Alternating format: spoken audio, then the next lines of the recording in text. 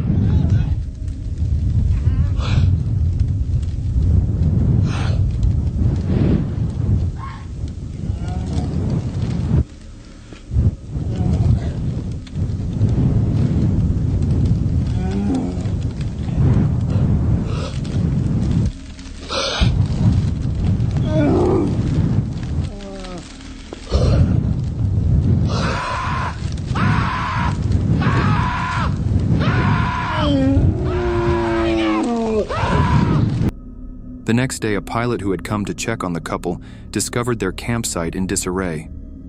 Nearby, park rangers found the bear responsible for the attack, still guarding the remains. The bear was euthanized, and Timothy's and Amy's remains were recovered. Timothy's story gained further attention with the release of Werner Herzog's 2005 documentary, Grizzly Man. The film featured Timothy's incredible footage, giving audiences a glimpse into his world and the bears he loved so dearly. It also raised questions about the fine line between passion and obsession. Katmai National Park continues to be a haven for grizzly bears, and Timothy's story remains a cautionary tale for those who underestimate the wild. Pedro Ruiz III was a young man from Hallstatt, Minnesota, with big dreams of becoming a YouTube star. At just 22 years old, Pedro was full of energy and ambition, always coming up with creative and daring ideas to capture the attention of online audiences. He and his girlfriend, Mona Lisa Perez, shared a love for adventure and had a vision of creating viral content that would propel them into the world of internet fame. The couple's YouTube channel showcased their lives, featuring challenges, pranks, and stunts designed to entertain viewers and grow their following. While they hadn't yet reached massive success, Pedro and Mona Lisa were determined to break through the noise of the internet and achieve their dream of being YouTube stars. They were parents to a young daughter and were expecting their second child, adding a layer of complexity to their lives as they juggled family responsibilities with their social media aspirations. Pedro was known for his charismatic personality and willingness to push boundaries. He wasn't afraid of taking risks, often brainstorming outrageous stunts to make their channel stand out. But in the summer of 2017, one of those ideas turned into a nightmare that shocked the world.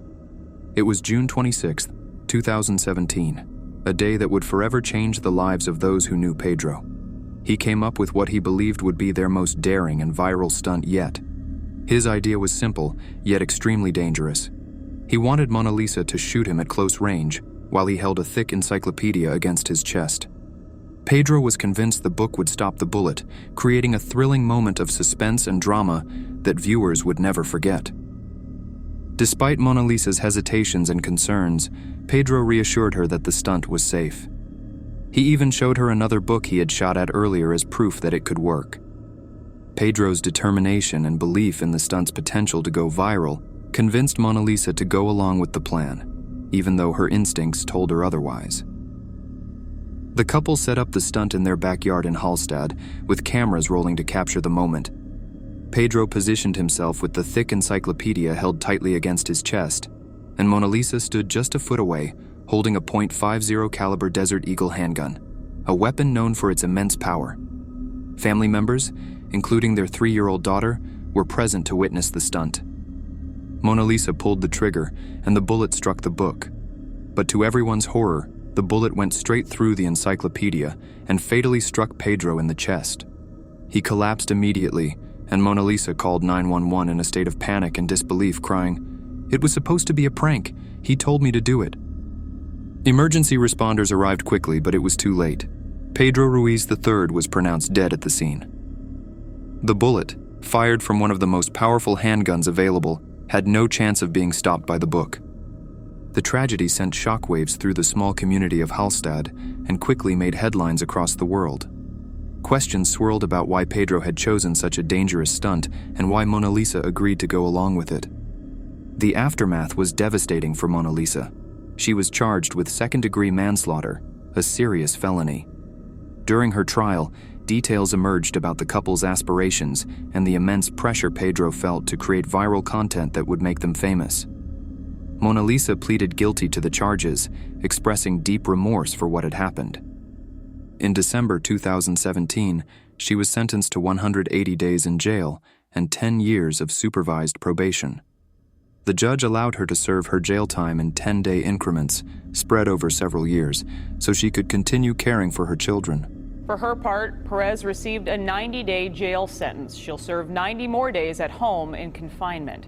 Perez will also not be allowed to profit from the video, and she is permanently banned, Amelia, from owning a firearm. Jacob Cockle was a free-spirited adventurer, a filmmaker with an unrelenting passion for capturing the breathtaking beauty and raw power of the natural world. Born and raised in Cornwall, England, Jacob had a deep connection to the ocean and the rugged landscapes of his hometown. From a young age, he was drawn to the sea, a fascination that would shape his life and ultimately lead to his untimely death.